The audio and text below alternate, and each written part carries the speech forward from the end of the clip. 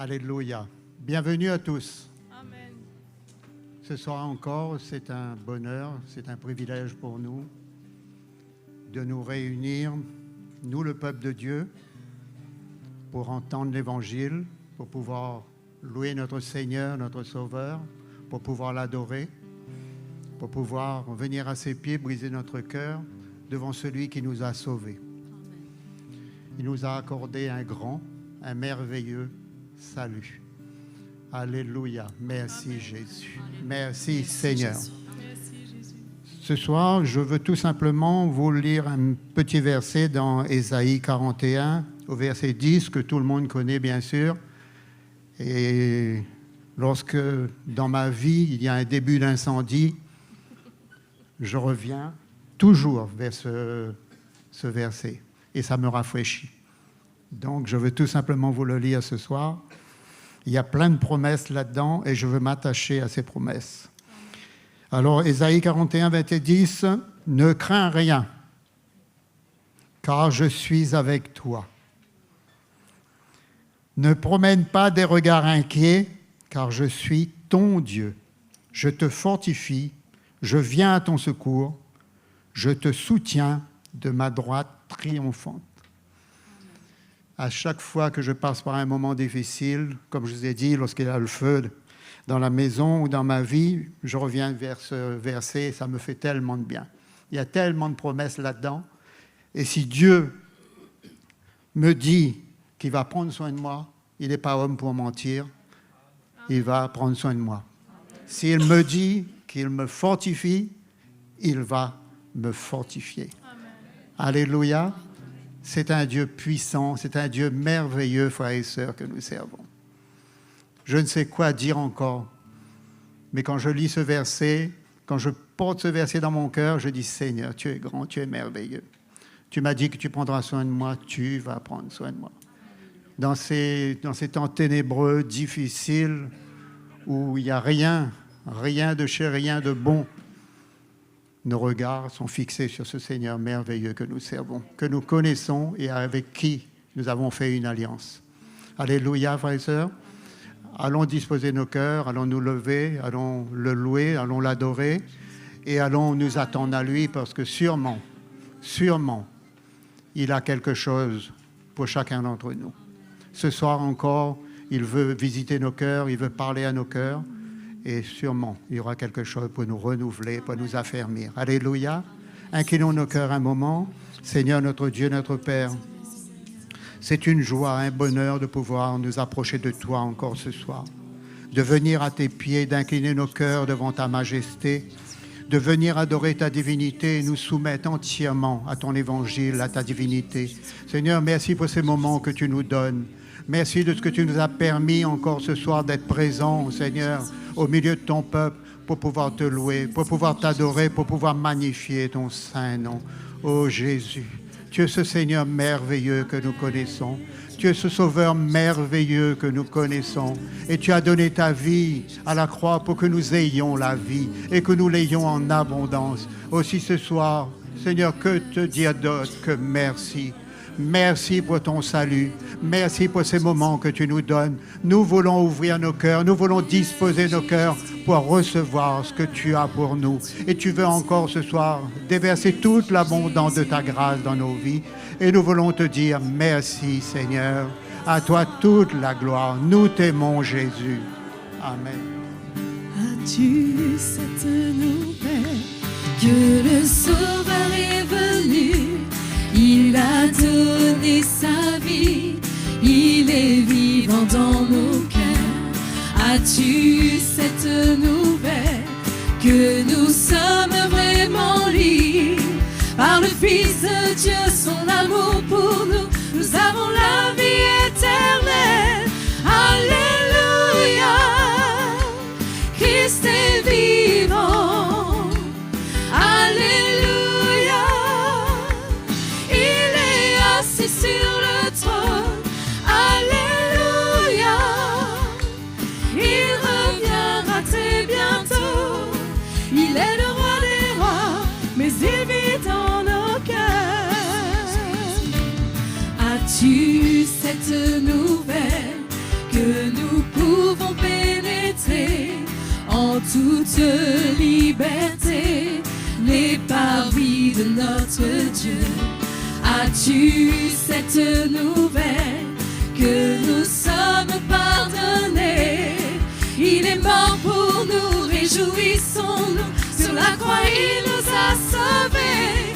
Alléluia, Christ est vivant. Alléluia, il est assis sur le trône. Alléluia, il reviendra très bientôt. Il est le roi des rois, mais il vit dans nos cœurs.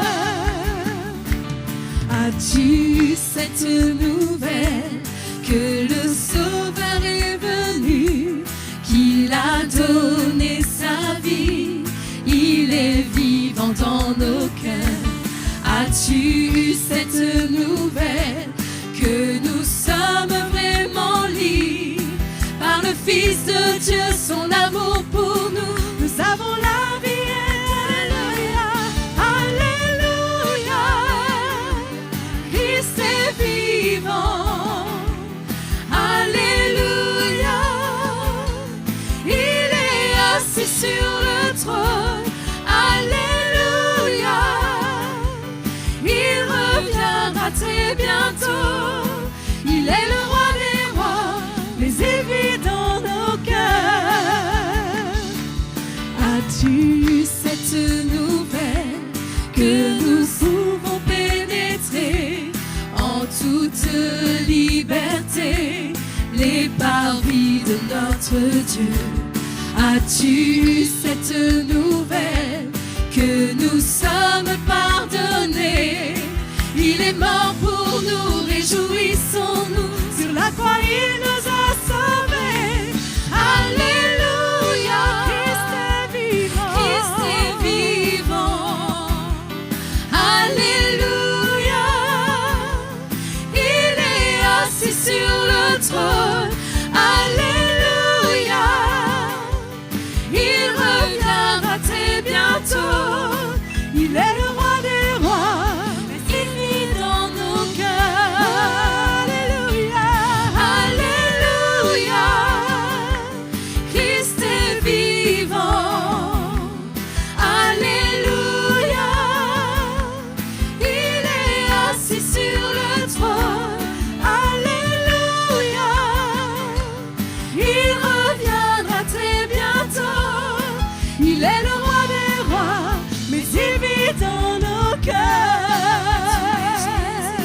Il est le roi des rois, mais il vit dans nos cœurs. Il est le roi des rois, mais il vit dans nos cœurs. Alléluia, tu es vivant. Alléluia,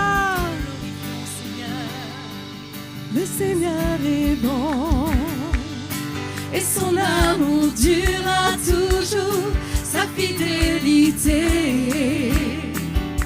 qui subsiste à jamais. Le Seigneur est bon, il ne nous décevra jamais, il est avec nous. Oh, c'est un Dieu fidèle et un Dieu bon. Grande est ta fidélité, ta bienveillance remplit nos cœurs d'allégresse, de chants de joie et de louanges qui nous réjouissent jour après jour. Alléluia, le Seigneur est bon. Et son amour durera toujours, sa fidélité subsiste à jamais. Le Seigneur est bon, il ne nous décevra jamais, il est avec nous. Oh, c'est un Dieu fidèle et un Dieu bon. Grande est ta fidélité, bienveillance remplit nos cœurs d'allégresse, de chants de joie et de louanges qui nous réjouissent jour après jour. Le Seigneur est bon et son amour durera toujours, sa fidélité subsiste à jamais. Le Seigneur est bon, il ne nous décevra jamais, il est avec nous. C'est un Dieu fidèle et un Dieu bon, et un Dieu bon, et un Dieu bon, et un Dieu bon. Acclamons-le, il est bon notre Jésus, alléluia. Oh oui, tu es bon Seigneur, tu es vivant Jésus, nous t'adorons, alléluia. Tu es digne de nos louanges Seigneur, tu es digne de recevoir la gloire. Oui, nous t'élevons Jésus, alléluia. Notre Dieu est grand, louez-le, notre Dieu est grand, et tous verront combien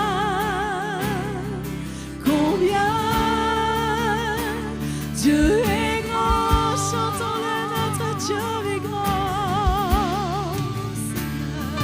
notre Dieu est grand,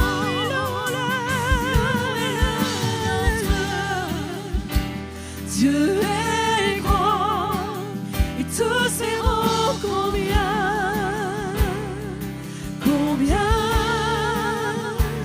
Dieu est grand.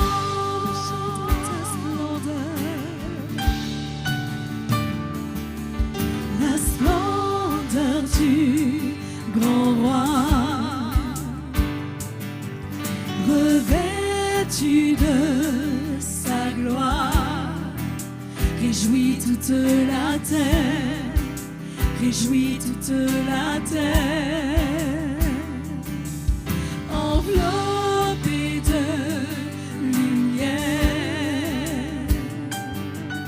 devant lui tout s'éclaire, car on est caché devant toi Jésus.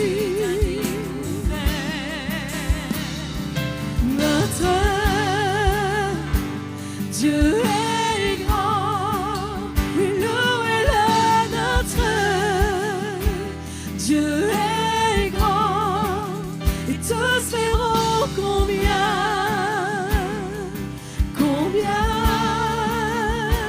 Dieu est grand.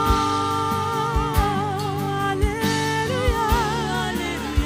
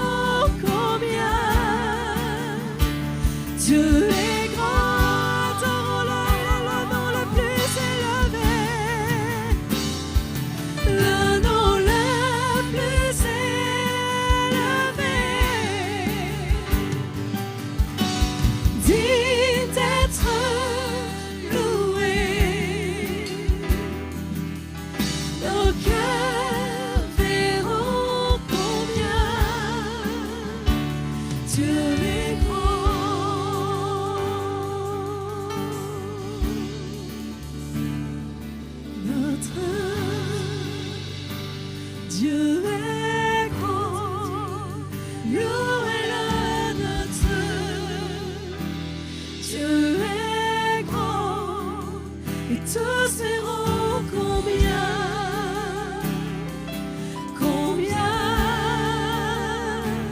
Dieu est grand.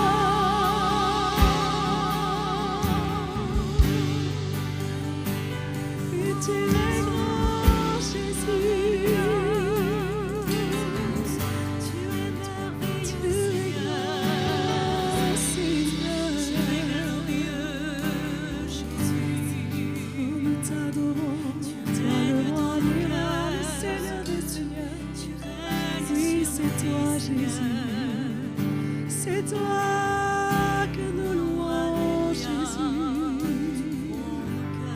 Les cieux proclament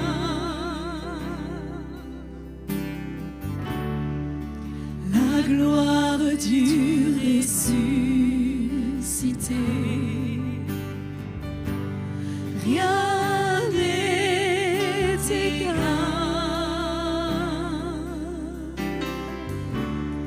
à la beauté du Seigneur. À jamais tu seras,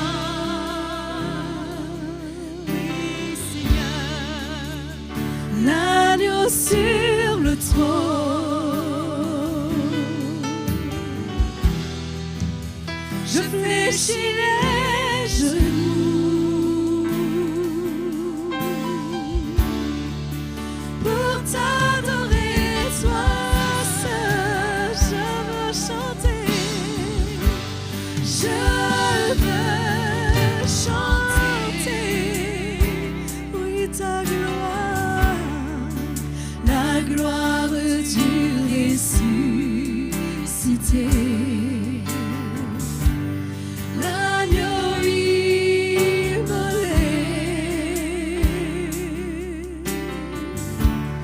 nous a rachetés pour Dieu. À jamais tu seras, oui, à jamais tu seras l'agneau sur le trône.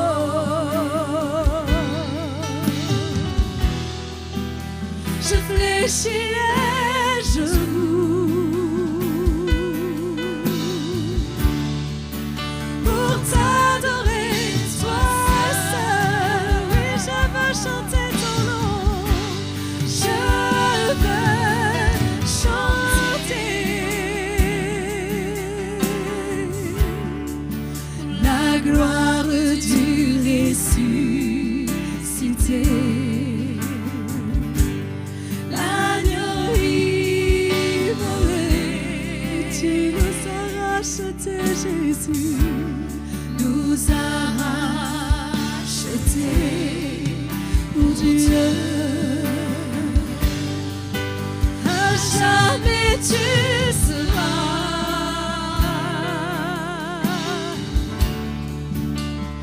l'agneau sur le trône. Je fléchis les genoux pour t'adorer, toi seul. À jamais tu seras, oui, Jésus, l'agneau sur le trône.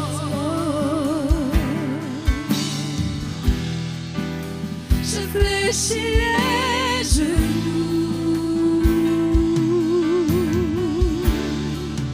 pour t'adorer, toi seul.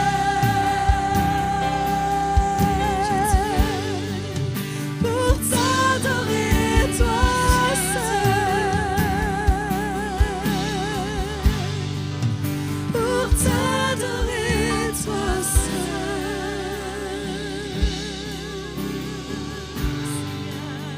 Le seul digne de nos louanges, c'est toi, Jésus. Oui, tu es le seul qui mérite la gloire. Reçois l'adoration de nos cœurs, Seigneur. Oh Jésus, Jésus.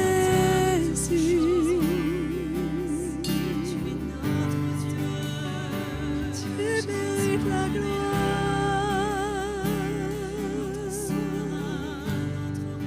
Et nous t'adorons. Alléluia. Là, je vais vous encourager là quelques minutes. Donc, de quoi on va parler ce soir? Hein? On va aller dans 1 Timothée 4,16. Veille sur toi-même et sur ton enseignement. Persévère dans ces choses, car en agissant ainsi, tu te sauveras toi-même et tu sauveras ceux qui t'écoutent. Pourquoi est-ce que la parole de Dieu parle du salut au futur, si nous sommes déjà sauvés? Parce que si nous avons été justifiés par le sang de Christ, nous avons déjà la vie éternelle. Est-ce que Paul se contredirait? Est-ce que les Écritures se contredisent ou bien il y a quelque chose qu'on a besoin de comprendre?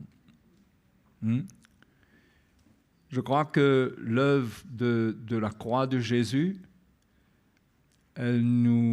cette œuvre nous sauve de nos péchés quand nous croyons dans le Seigneur et nous avons le salut, la vie éternelle en croyant en Jésus-Christ, en nous repentant de nos péchés.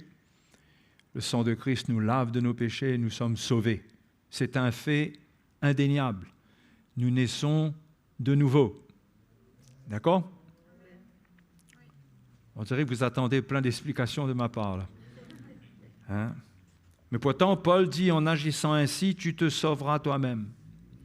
Parce que même si la croix de Jésus, le sang de Jésus nous a sauvés et que nous sommes des enfants de Dieu à part entière, cependant, cette même croix est annoncée et prêchée parce que nous devons être sauvés de notre chair. Hein? Nous devons être sauvés de notre chair. Pas sauvés dans le sens que nous ne sommes pas sauvés, nous sommes sauvés en espérance, nous sommes des enfants de Dieu, mais nous avons cet élément avec nous, et l'on dit toujours, c'est notre ennemi numéro 1. C'est notre chair qui est attachée à notre personne.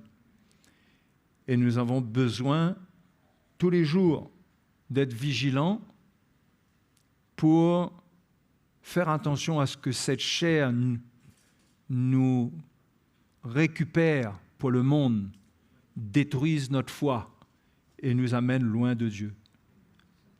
C'est pourquoi quand Jésus reviendra, nous serons transformés, glorifiés, nous serons libérés de la présence du péché, de la puissance du péché qui agit en nous, et ça sera la phase finale de notre salut. Quand nous quitterons cette terre. Et les frères et sœurs, les jours sont comptés, les mois, les années, je ne sais pas, mais c'est compté. Là, il faut vraiment prendre garde à cette chair contre laquelle le diable a des plans. L'ennemi a des plans. Et plus que jamais, il nous faut être vigilants. Paul dit à Timothée que ses progrès, il dit que tes progrès soient évidents pour tous. C'est le temps de faire des progrès évidents dans la sanctification, dans l'amour, dans toute notre consécration au Seigneur, de ne pas être léger, parce que le jour de notre salut arrive. Hein? Le jour de notre salut arrive. Et pareil dans 1 Corinthiens chapitre 6, verset 19. Ne savez-vous pas, 1 Corinthiens 6, 19, ne savez-vous pas que votre corps est le temple du Saint-Esprit qui est en vous, que vous avez reçu de Dieu, et que vous ne vous appartenez point à vous-même. Vous avez été rachetés à un grand prix. Glorifiez donc Dieu dans votre corps et dans votre esprit qui appartiennent à Dieu. D'accord? On a été rachetés. Finalement, ce qu'il vient dire, c'est que nous avons été rachetés corps, âme et esprit. Dans Thessaloniciens, Paul parle de cette Trinité en nous, le corps, l'âme, l'esprit, qui appartiennent à Dieu. Et comment le corps lui-même, il a déjà été racheté, mais pourtant, si vous allez dans Romains chapitre 8, tout appartient à Dieu.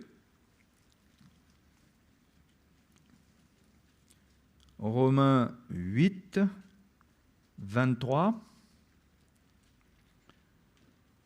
Paul dit, et ce n'est pas elle seulement, c'est-à-dire la création, mais nous aussi, qui avons les prémices de l'Esprit, nous soupirons en nous-mêmes, en attendant l'adoption, la rédemption de notre corps. Vous voyez?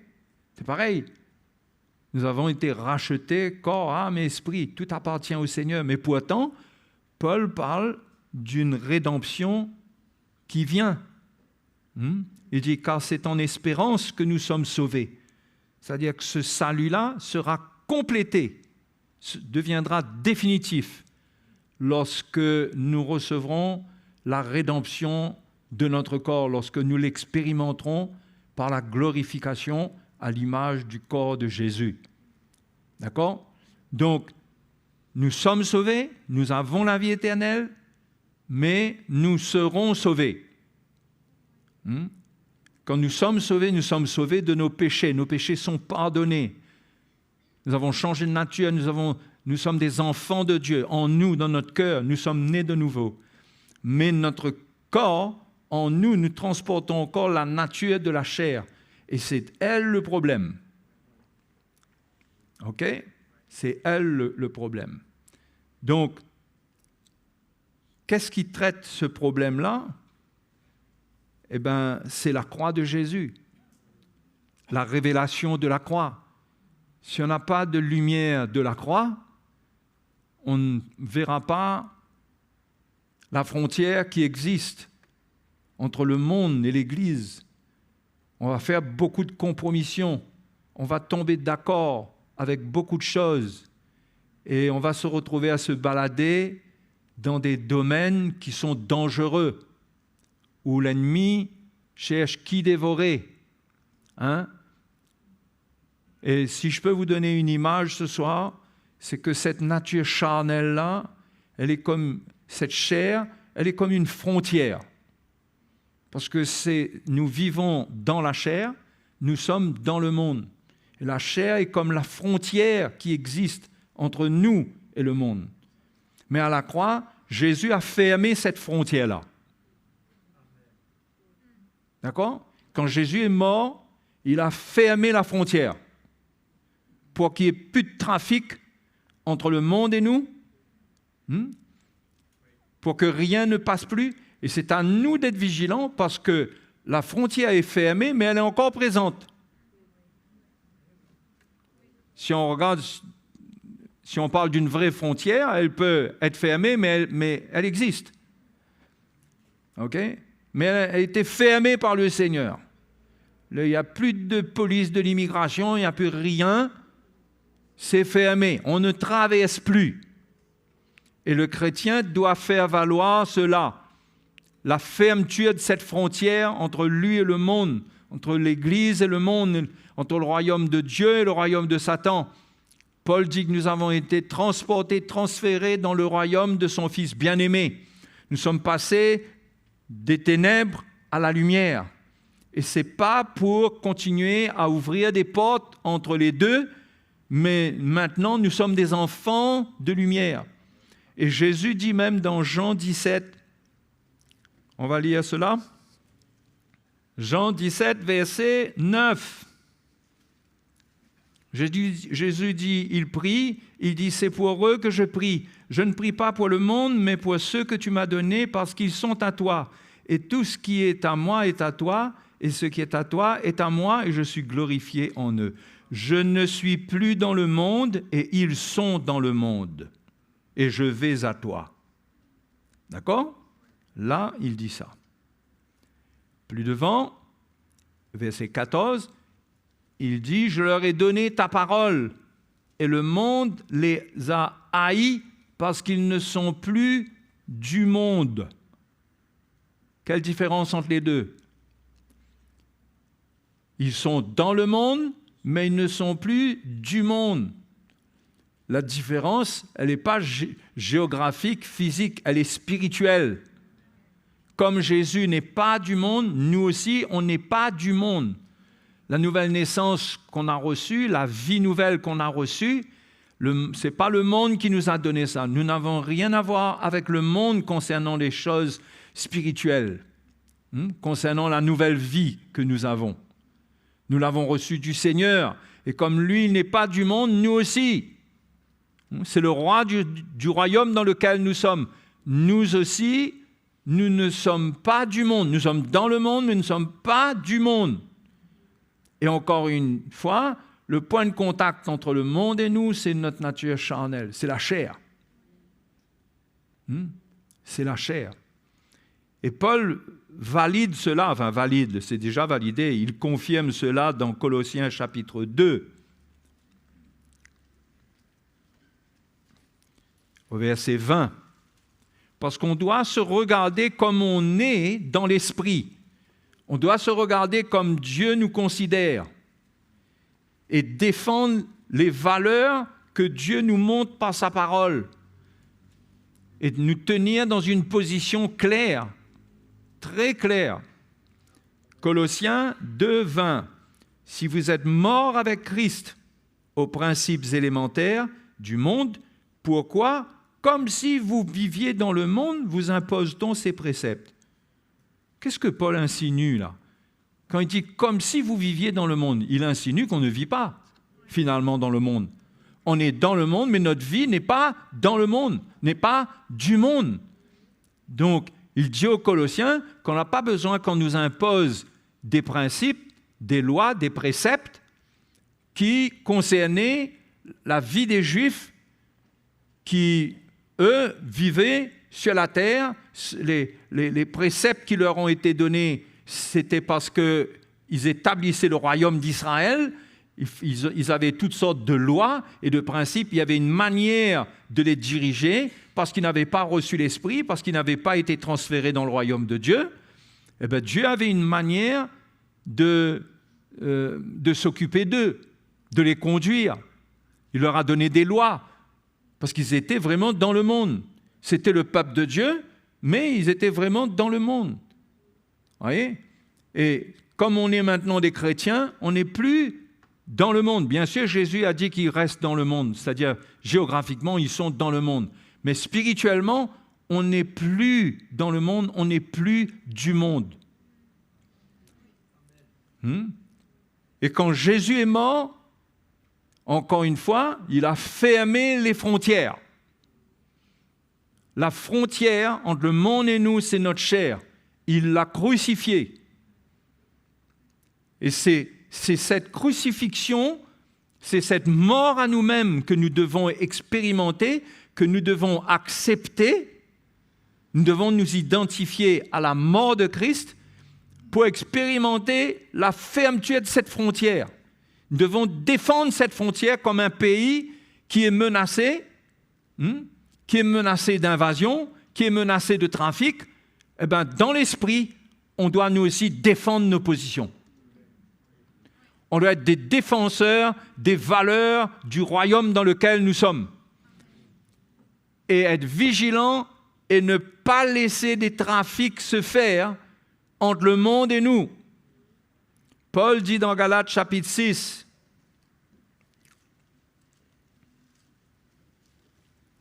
Galates chapitre 6,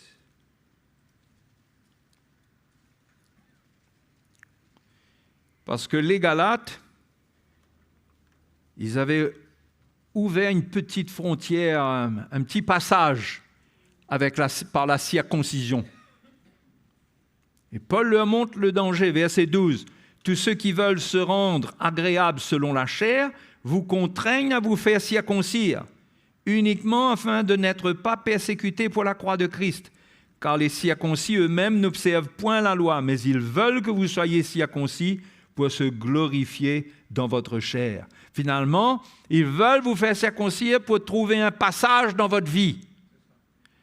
Parce que s'ils ouvrent une porte, ils vont venir avec toute leur loi, avec tout leur système. Et les Galates ne voyaient pas ça. Ils pensaient que c'était une petite circoncision et puis fini. Mais Paul leur dit qu'ils veulent que vous soyez circoncis pour se glorifier dans votre chair. Pour ce qui me concerne, loin de moi la pensée de me glorifier d'autre chose que de la croix de notre Seigneur Jésus, par qui le monde est crucifié pour moi, comme je le suis pour le monde. La croix par laquelle la frontière est fermée des deux côtés.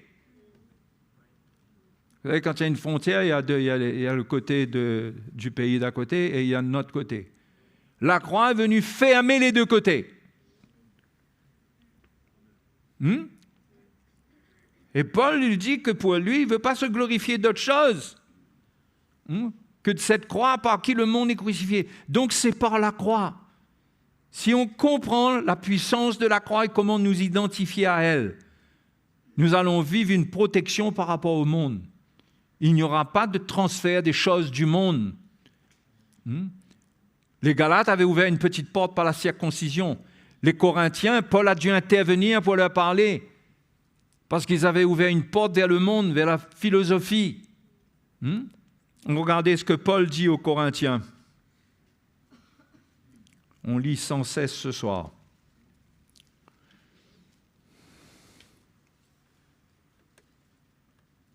Verset 18, chapitre 1 de 1 Corinthiens.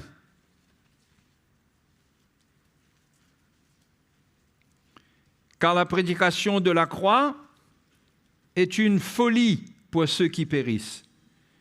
Mais pour nous qui sommes sauvés, elle est une puissance de Dieu.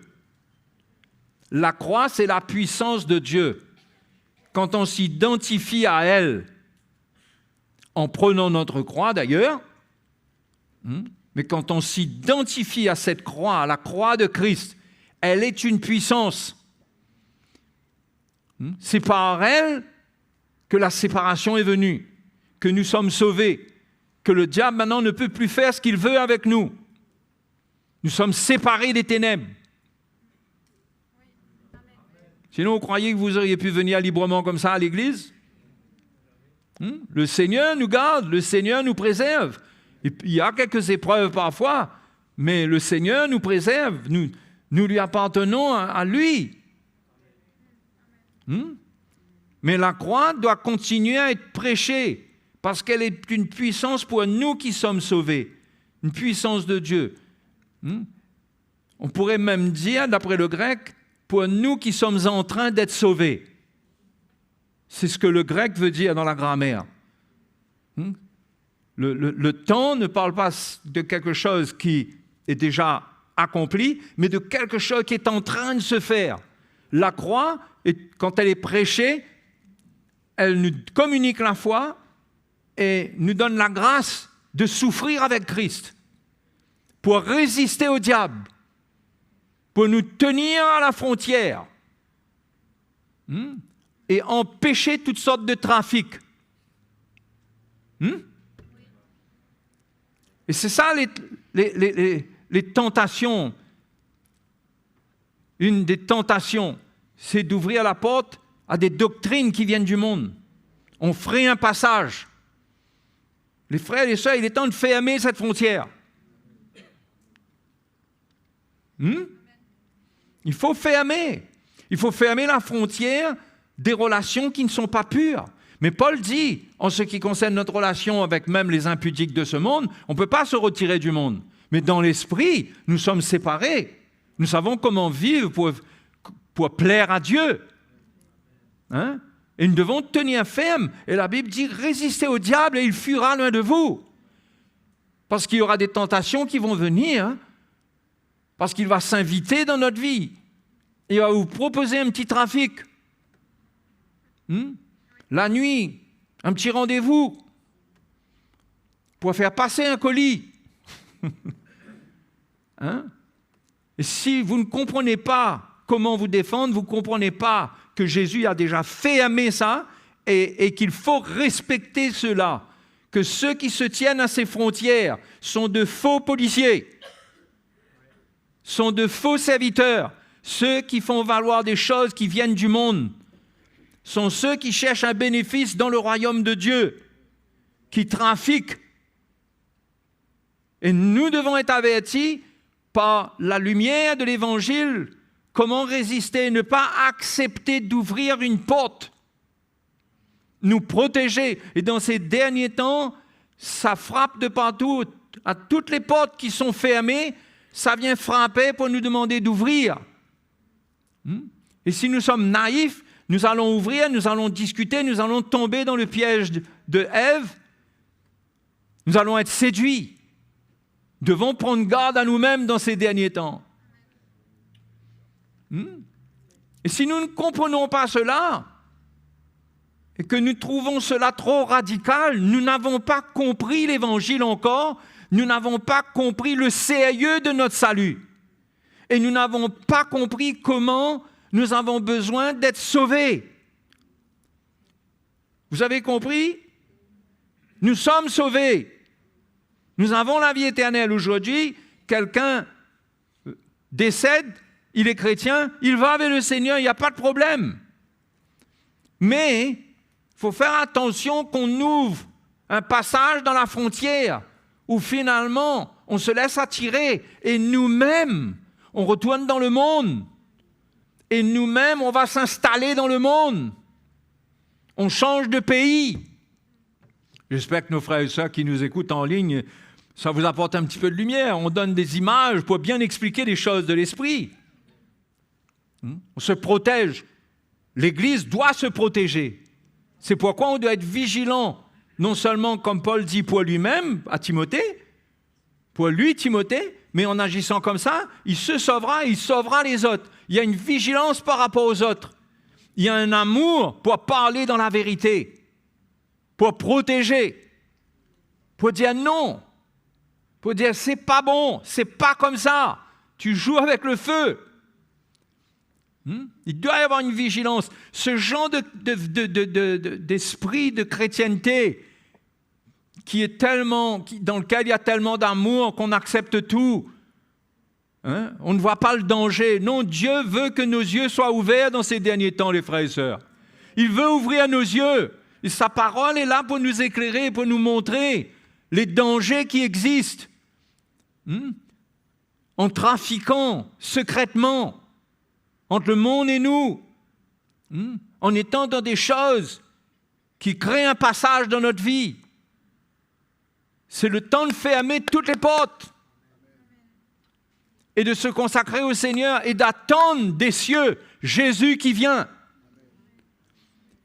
C'est le temps là d'obéir parfaitement à la parole de Dieu. Oui, on ne peut pas être parfait, ok?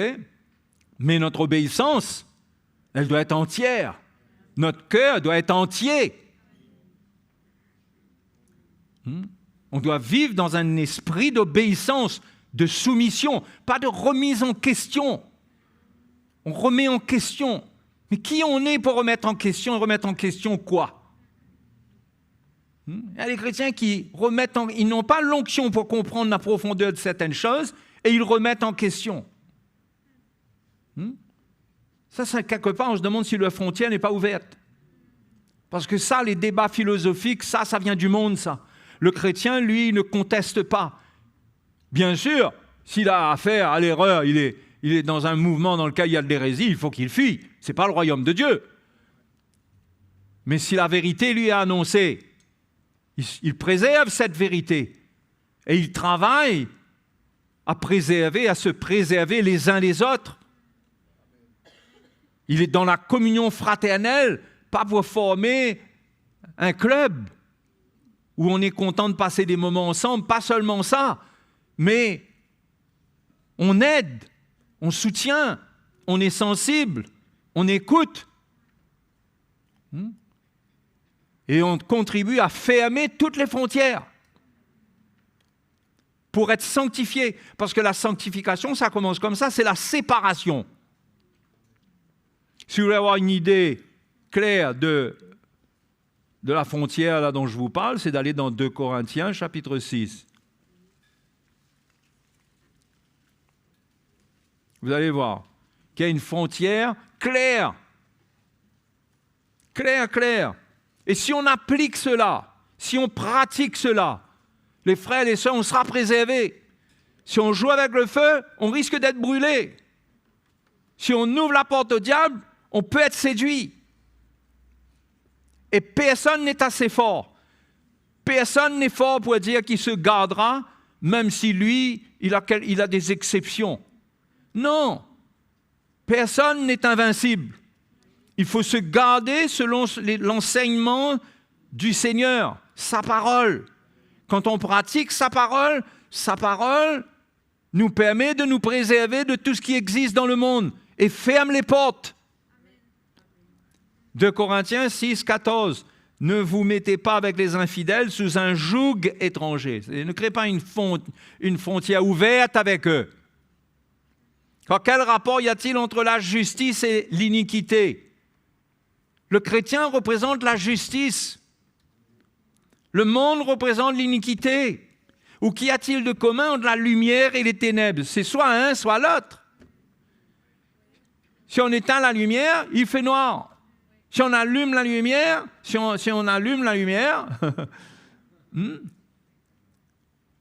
il fait clair, il n'y a plus de ténèbres. Quel accord y a-t-il entre Christ et Bélial? Il n'y a pas d'accord. Puisque Jésus, à la croix, il a dépouillé les dominations, les autorités, les a livrées publiquement au spectacle. Il a triomphé d'elles. Il a vaincu. Il a désarmé, dépouillé les dominations et les autorités. Il n'y a plus rien maintenant. Il a retiré toutes les armes dans leurs mains. Ils ne peuvent plus passer. C'est à nous de veiller sur nous. En obéissant à l'Évangile. On croit que l'obéissance, là, c'est quelque chose que... Comment dire ça? Quand on parle d'obéissance, c'est comme si c'est quelque chose qui vient contre la liberté. Comme si ça veut nous priver de faire ce que nous voulons. L'obéissance, c'est ne pas faire ce qu'on veut. Non? On est libre. Dans le domaine de l'obéissance, on est libre. Vous êtes dans un pays, il y a des lois, vous obéissez aux lois, vous êtes libre. Ce n'est pas parce que vous obéissez aux lois que vous n'êtes pas libre. Vous ne pouvez pas dire au gouvernement, moi je vais être totalement libre, changer les lois. Enlever les lois. On ne peut pas enlever les lois. Les lois de Dieu existent. C'est ce que le monde fait. Tente d'enlever toutes les lois qui viennent de Dieu et d'établir l'iniquité. Mais nous n'ayons pas cette mentalité, cette attitude. Mais on peut être dans un pays où il y a des lois et pourtant être libre. Mais on est libre, mais on observe la loi de Dieu. Non? Donc, l'obéissance ne s'oppose pas à la liberté. Au contraire, elle permet une liberté saine. Sinon, tout le monde fait ce qu'il veut et ça amène le désordre.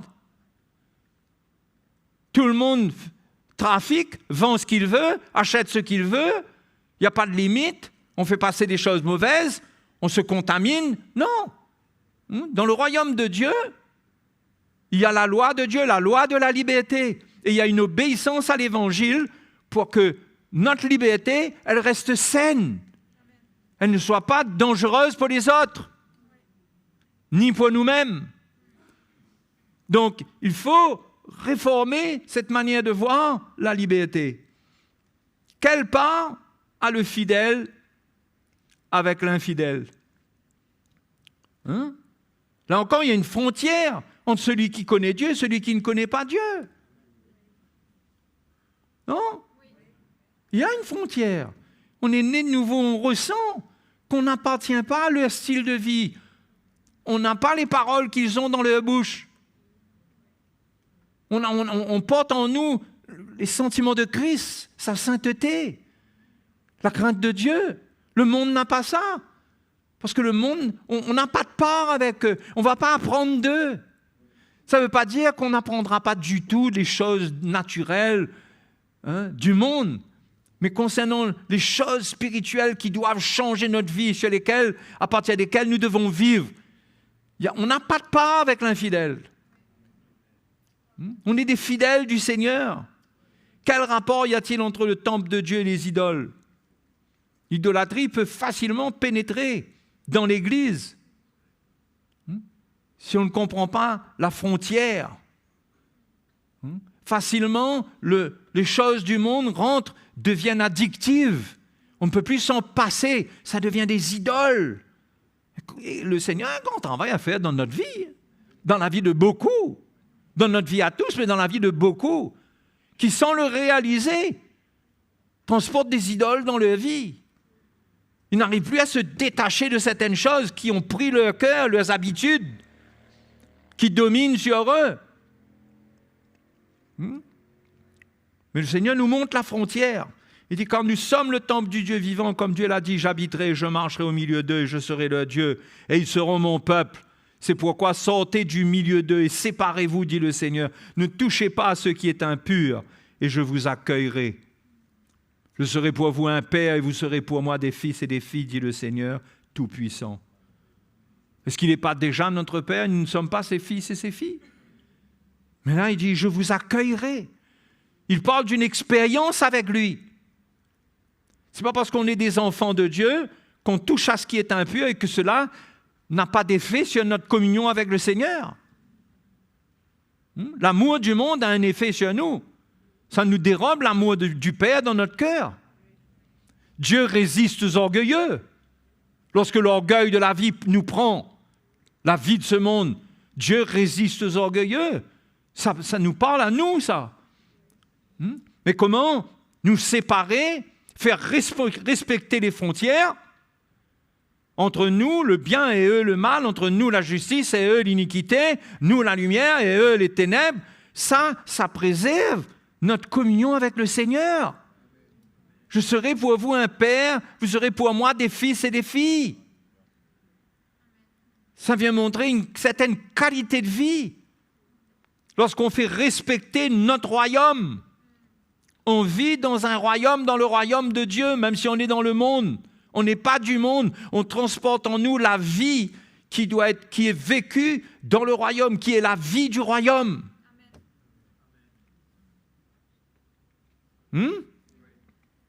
Ayant donc de telles promesses, bien-aimés, purifions-nous de toute souillure de la chair et de l'esprit, en achevant notre sanctification dans la crainte de Dieu. La sanctification des souillures de la chair et de l'esprit. Faisons attention qu'on laisse passer des choses dans notre vie, des choses de l'esprit qui sont sales, des choses spirituelles qui peuvent souiller le cœur, qui nous donnent une autre manière de penser, une autre manière de voir, qui n'est pas celle du Seigneur, qui est impure. Ça ne correspond pas à sa pensée. Au fait, le gros problème, peut-être le problème numéro 1 de la chair. Allons lire dans Romains chapitre 8.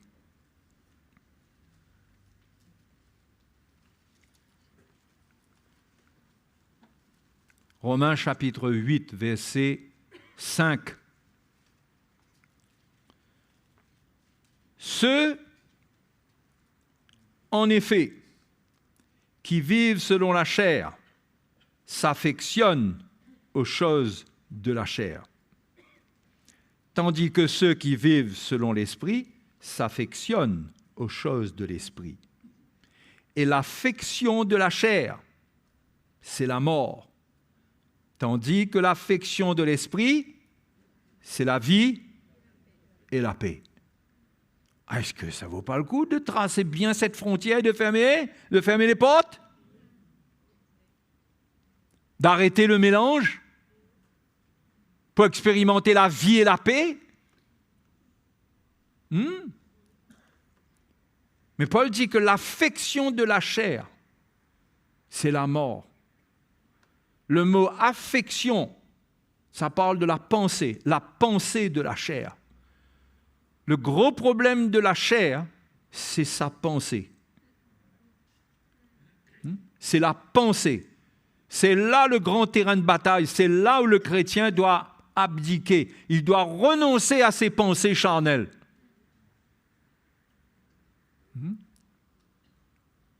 Dans Éphésiens, je crois que c'est Éphésiens, chapitre 2, verset 3. Nous tous aussi, nous étions de leur nombre, les fils de la rébellion. Et nous vivions autrefois selon les convoitises de notre chair, accomplissant les volontés de la chair et de nos pensées. Le grand combat, c'est dans la pensée de la chair. C'est pourquoi Paul dit aux Romains d'être transformés par le renouvellement de l'intelligence, qu'il faut que la manière de penser change. Le chrétien doit renoncer à lui-même, à sa manière de voir, et accepter la pensée de l'Évangile, non pas comme lui l'interprète personnellement, parce que personne n'interprète personnellement la parole de Dieu. Même Paul lui-même, il dit à Timothée de confier à des hommes fidèles ce qu'il a entendu en présence d'un grand nombre de témoins. Tout ce qui est pensé, tout ce qui est cru, doit être éprouvé en public parmi ceux qui connaissent le Seigneur. Personne n'a une manière personnelle d'interpréter les choses. Mais tous, quand nous avons trouvé la sagesse au milieu d'un grand nombre de conseillers et tous les ministères, nous nous soumettons et nous épousons cette pensée, nous l'embrassons et nous rejetons toute pensée que nous avons. Et le grand combat, c'est ça, c'est pourquoi l'orgueil se manifeste surtout au niveau de la pensée de l'homme. Un homme qui aime penser à sa propre manière, de sa propre manière, qui a sa propre opinion, c'est un orgueilleux. Dieu résiste à cet homme. Donc c'est au niveau de la pensée. Et la pensée de la chair, Louis II emploie le mot affection pour montrer le côté attachement. Mais c'est la pensée de la chair, c'est la mort. Mais c'est ce qui s'est passé dans le Jardin d'Éden. Quand la pensée de l'ennemi est entrée en Ève, c'était la mort. C'est la mort qui est entrée, parce que ce n'était pas la pensée de Dieu. Si ce n'est pas la pensée de Dieu, ce n'est pas la pensée de Dieu, du tout. Ce n'est pas un petit peu la pensée de Dieu, ce n'est pas du tout la pensée de Dieu. C'est la pensée qui vient des ténèbres. Et les ténèbres amènent la mort.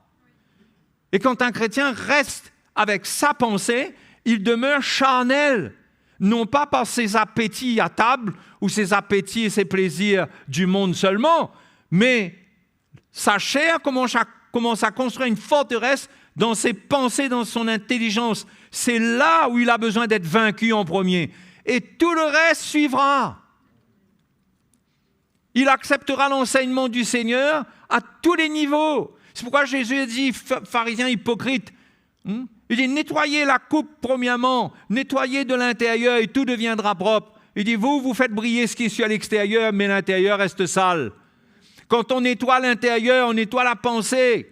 On a une manière de voir, de penser, de raisonner qui est selon le Seigneur. Et on accepte son évangile, on obéit à son évangile. Qu'est-ce qui va se passer? Cette vérité va nous sanctifier et nous allons ressentir que nous aurons la force d'abandonner des choses qui sont mauvaises pour notre vie, qui ne plaisent pas au Seigneur.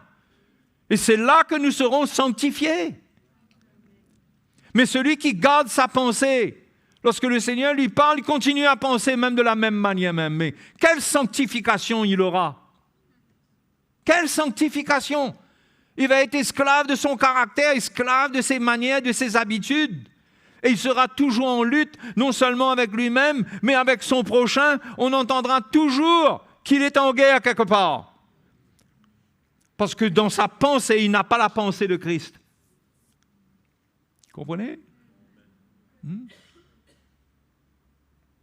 Jésus a dit à Pierre, lorsque Pierre voulait l'arrêter, il a dit, mais tu as ce que tu dis là, ça c'est les pensées des hommes, pas celles de Dieu. Et dans 1 Corinthiens chapitre 2,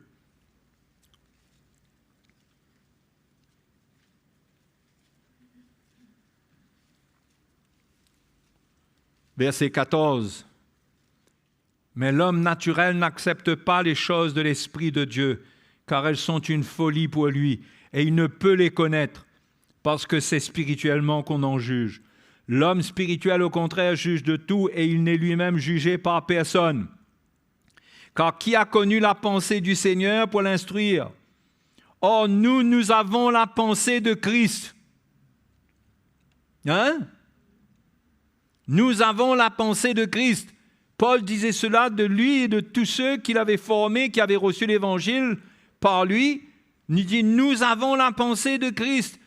Il reproche aux Corinthiens d'être avec la pensée du monde, d'avoir rejeté la pensée de Christ.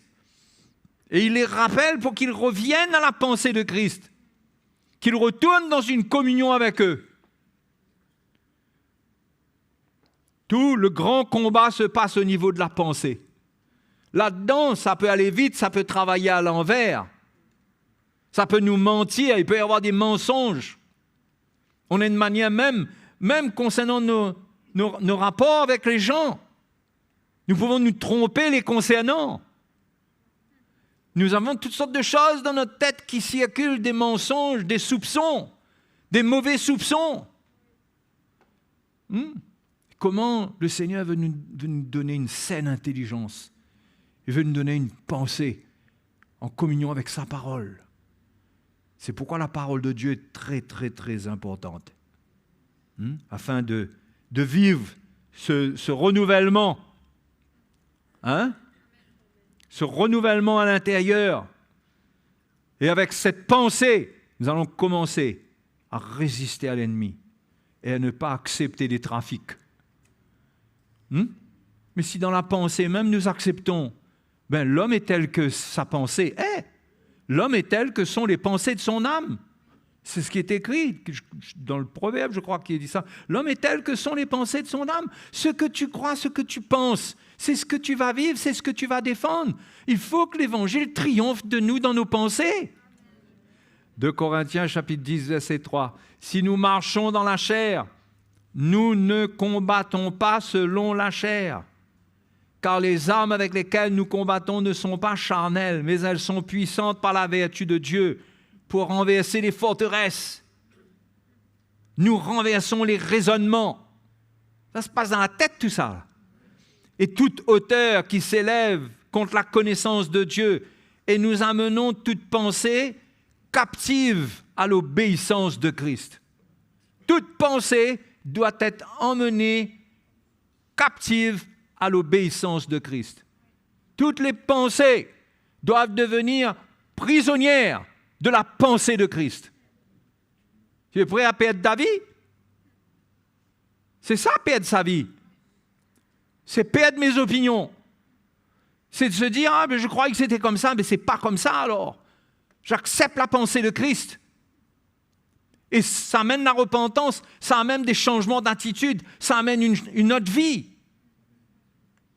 Si dans ma pensée, je crois que dans ma vie avec ma femme, je dois lui imposer que je suis le chef et que je dois exprimer une autorité. Si je crois que c'est ça la vie, si je ne suis pas renouvelé dans ma pensée, je vais détruire notre relation. Parce que ce n'est pas la pensée de Christ. La pensée de Christ, c'est que le mari donne sa vie. Comme Christ a donné sa vie, il a aimé.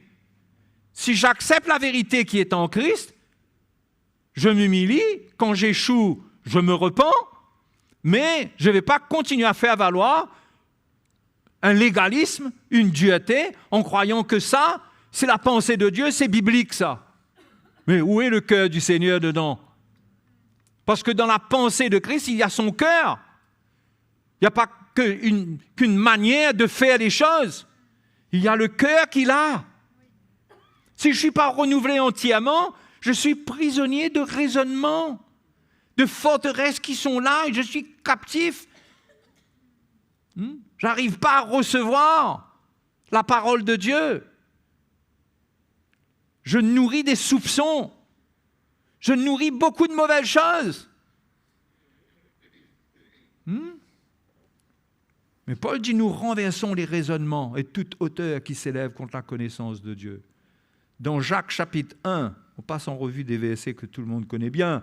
Jacques chapitre 1, verset 21.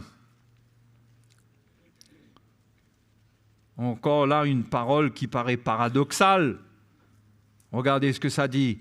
C'est pourquoi, rejetant toute souillure et tout débordement de méchanceté, recevez avec douceur la parole qui a été plantée en vous. Elle a été plantée en vous, il faut la recevoir. Et si elle a été plantée en nous, on n'a pas besoin de la recevoir, elle est déjà en nous. Vous voyez le langage biblique? Si vous y allez avec votre tête, vous allez perdre la partie. Recevez avec douceur la parole qui a été plantée en vous, parce que le même évangile doit continuer. Cette parole que tu as fait naître de nouveau, elle doit continuer à agir. Et qu'est-ce qui va se passer? Et qui peut sauver vos âmes? Tiens. Parce que jusqu'à la fin, on aura à se préserver d'être dans un état de cœur où on peut aller complètement dans le monde, renier le Seigneur, abandonner complètement. Ce danger existe toujours dans notre vie. Verset 22. Mettez en pratique la parole. Vous la recevez avec douceur. Avec douceur, ça veut dire quoi? Sans résistance.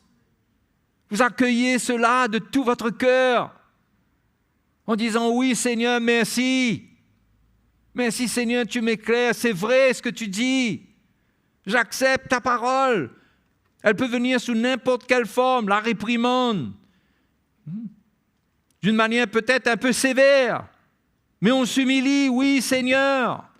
On reçoit avec douceur, on laisse cette parole briser notre cœur. Et quand on agit comme ça, notre âme sera préservée. On ne va pas développer un cœur qui devient dur,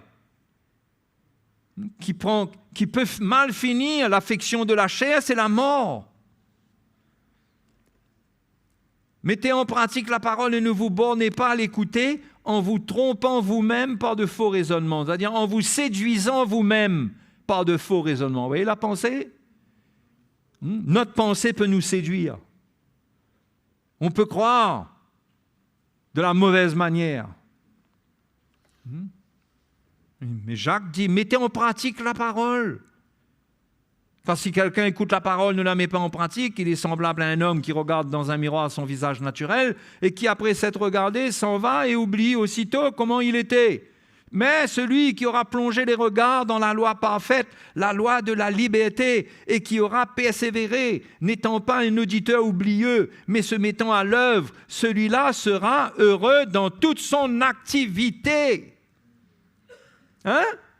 Vous êtes heureux dans toute votre activité? Vous êtes heureux dans votre service? Être heureux alors que vous servez le Seigneur? Heureux d'être à l'église? Heureux, vous sentant libre, vous sentant bien? Le bonheur? Ça vient comment ça? Plonge les regards dans la loi de la liberté, mets en pratique la parole qui vient vers toi, mets-la en pratique, ne te trompe pas par de faux raisonnements, ne te dis pas quand le Seigneur va me faire grâce, je vais pouvoir commencer. Non, quand tu entends là, humilie-toi et réponds. N'oublie pas ce que la parole t'apporte. Laisse-la pénétrer avec douceur dans ton cœur, laisse-la agir, c'est pour sauver ton âme, c'est pour t'avertir. C'est pour que tu continues sur le chemin du salut. 1 Corinthiens 1, 18.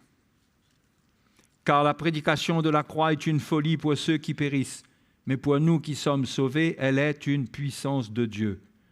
Aussi est-il écrit, comme si c'est relié, cette puissance de Dieu-là, comment est-ce qu'elle va agir?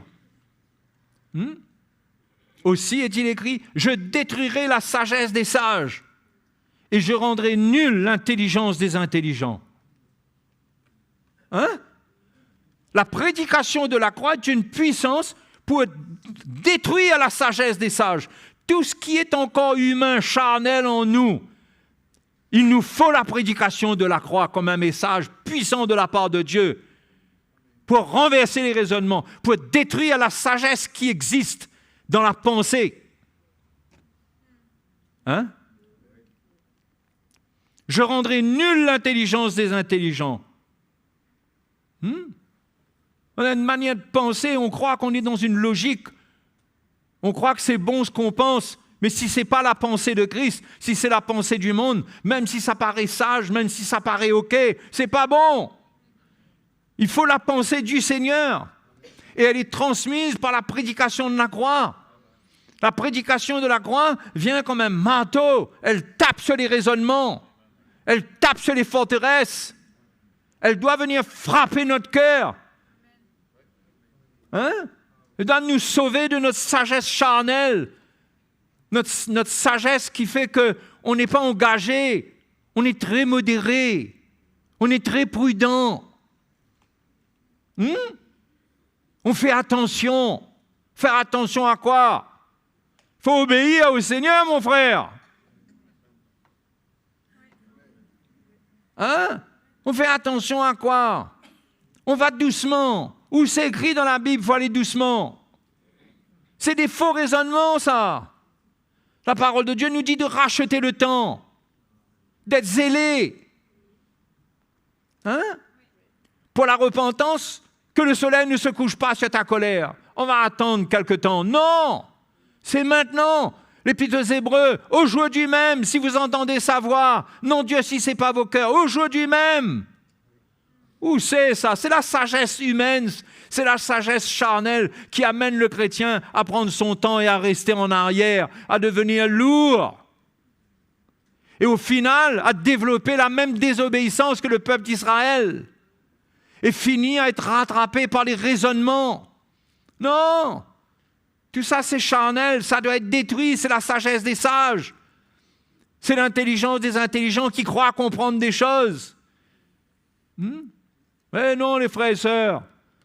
C'est pourquoi je vous dis, c'est le temps pour nous de recevoir un évangile qui confirme la fermeture des frontières. Et on n'a pas peur. Et là, qu'est-ce qui va se passer? Eh bien, on sera persécuté. Quand vous fermez les frontières, vous allez être persécuté. Dans votre famille même, on ne va pas vous comprendre. Je ne suis pas en train de dire qu'il faut abandonner la famille, il faut plus... C'est pas de ça, c'est dans le style de vie. C'est dans la manière de penser. L'éducation de nos enfants. Notre relation dans le couple. La manière dont on vit les choses. Notre relation avec le peuple de Dieu. Qui va déclencher des jalousies, peut-être. Mais on n'est pas là pour mettre de frein à ce que le Seigneur a déposé en nous. Parce que le Seigneur nous dit de courir à la course. De courir à la course. Donc, je termine en vous disant, assurez-vous, dans ces derniers temps, assurons-nous qu'on ne perd pas de temps.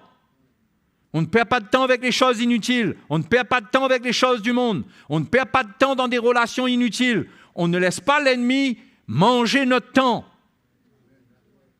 Remplir notre calendrier, notre agenda. Hein? Mais on a une priorité. On attend la rédemption de notre corps. On est en route vers la fin. On a un rendez-vous pour bientôt, pour l'avènement du Seigneur. Et personne ne met de loi sur nous pour dire fais ceci, fais cela ou fais pas. Nous devons comprendre nous-mêmes, comment nous engager, comment nous séparer. Hein? Comment fermer certaines frontières qu'on a ouvertes. Et il y a tellement de choses qui circulent là. L'ennemi a trouvé un petit passage là sur un pont là. Et je reçois toutes sortes de choses qui me font de la peine, qui me font du mal. Il est temps de fermer ces frontières et se consacrer au Seigneur. Et être persécuté et accepter que pour la croix de Christ, on sera persécuté. Mais on sera persécuté, mais on sera récompensé. Alléluia. Mais celui qui aura compromis, il va entrer, mais son compte sera vide dans le royaume des cieux. Il n'aura pas de récompense. Donc, il est temps pour nous là de racheter le temps. et de vivre d'une manière où on ferme nos frontières. Hein? Et le Seigneur nous éclairera comment vivre cela. OK? Allez, allons remercier le Seigneur. C'est un temps pour choisir ce qu'on veut vivre. Mais ceux qui font le bon choix, en prenant les bonnes résolutions, ils vont ressentir le soutien du Seigneur, le soutien du Saint-Esprit pour les pousser vers l'avant, vers la sanctification.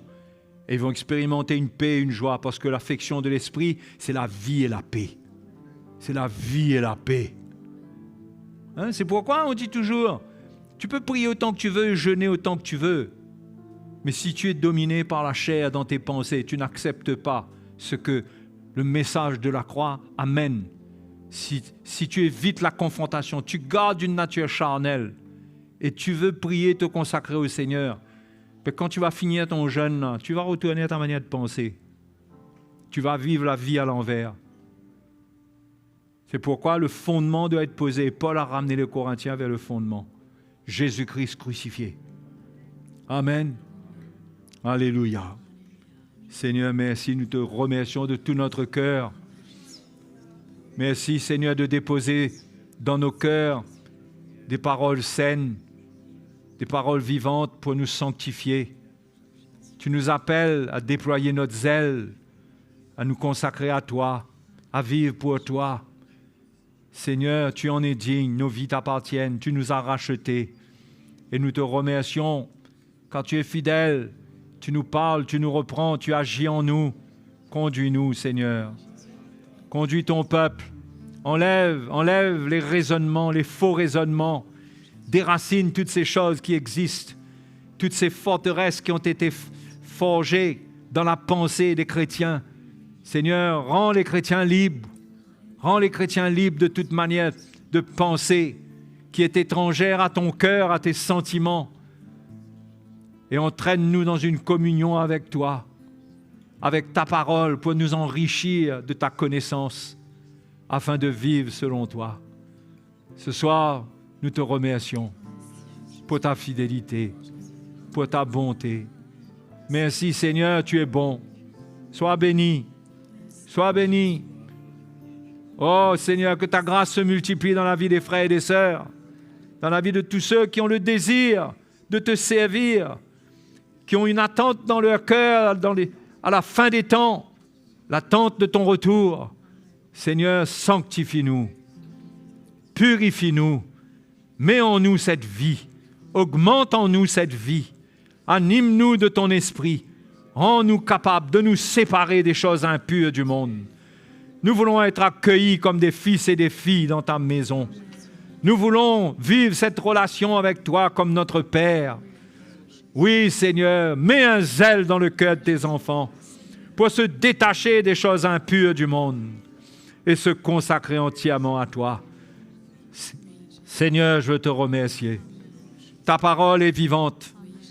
Ta parole est entendue, elle est reçue dans les cœurs. Qu'elle fasse son effet. Qu'elle fasse son effet. Nous te remercions ce soir. Nous te louons.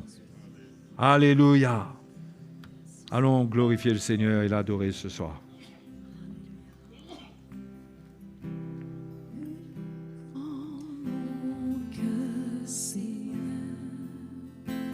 Quelque chose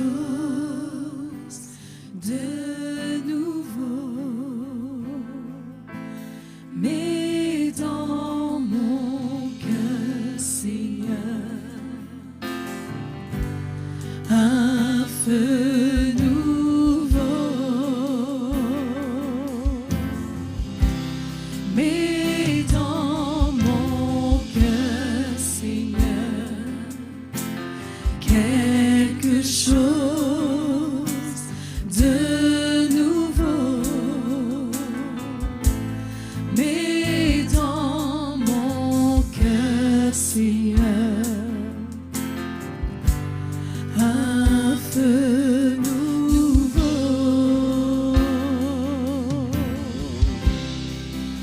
Je t'ouvre grand mon cœur,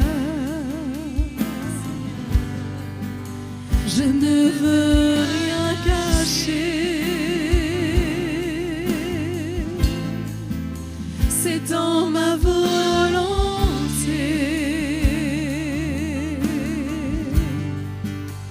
À la tienne, à jamais, je t'ouvre grand mon cœur. Je t'ouvre grand mon cœur. Je ne veux rien cacher. C'est dans ma volonté.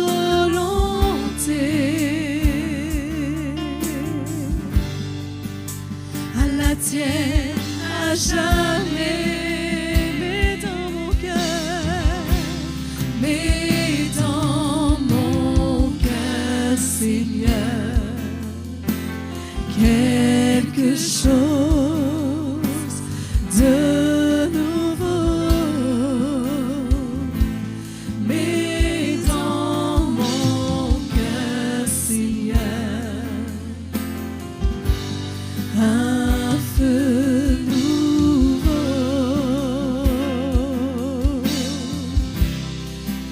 Je dépose à tes pieds chacun de mes projets, et que toute ma vie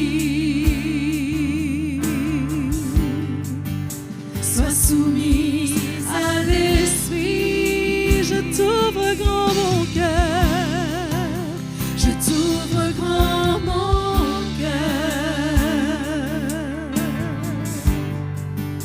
Je ne veux rien cacher. C'est dans ma volonté. À la tienne, à jamais. Alléluia. Mais dans mon cœur, Seigneur, quelque chose de nouveau, mais dans mon cœur, Seigneur, un feu nouveau, mais dans mon cœur, mais dans mon cœur, Seigneur, quelque chose de nouveau, mais dans mon cœur, Seigneur, un feu nouveau.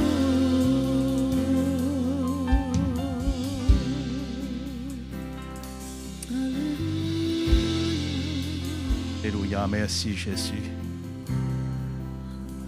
Quelle grâce, quel privilège d'entendre l'Évangile.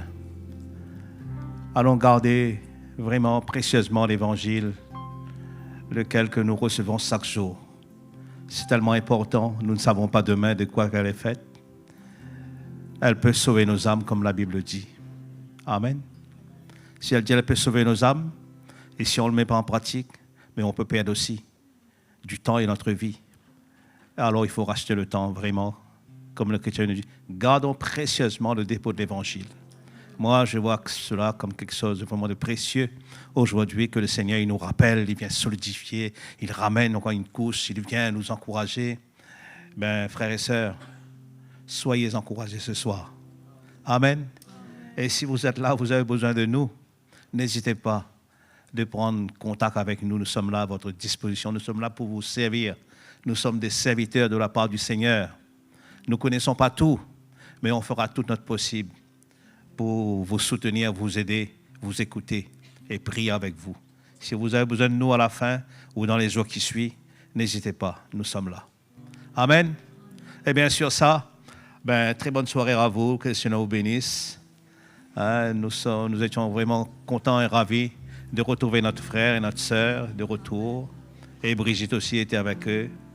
Et je crois Joss aussi, je ne sais pas s'il est là, je pense. Ils sont de retour, il est toujours vivant. Alléluia. Allez, bon retour, c'est vous.